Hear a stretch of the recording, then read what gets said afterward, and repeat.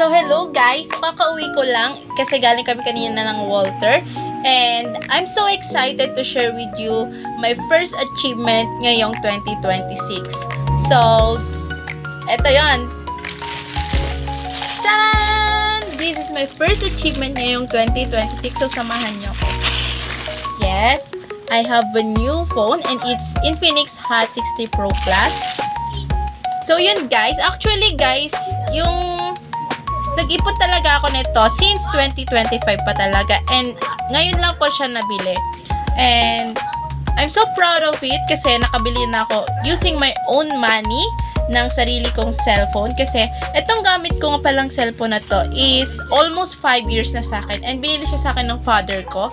And sobrang nahihirapan na din talaga kasi akong mag-video dyan. Kasi nga, sobrang liit lang nung kanyang storage. It's have 64 storage and I'm a gamer and as usual gumagawa din ako ng video. That's why bumili ako at nag-ipon ako ng pambili ng bagong phone.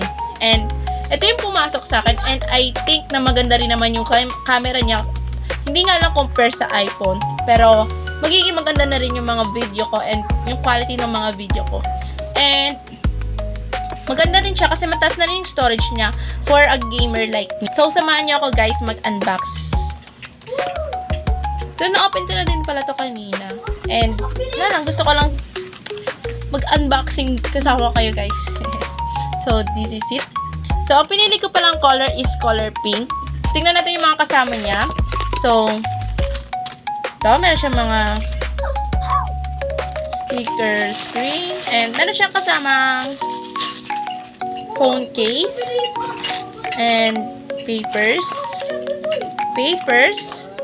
and another paper. And ito ang kanyang charger. Siya ay Type-C. So, dako na tayo dito guys sa cellphone ko. So, open na natin siya. Oops, na-open ko na pindot ko. Ooh. Look at that. Grabe ang linaw ng reflection ko doon sa cellphone na. May umiilaw yung likod niya. Ang cute.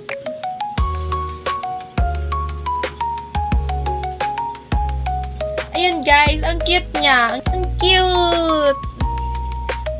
So, hindi pa siya nakaset sa oras. Yan. That's, kita niyo guys. Yan. Diba? Ang cute niya. Ang girly-girly look lang niya.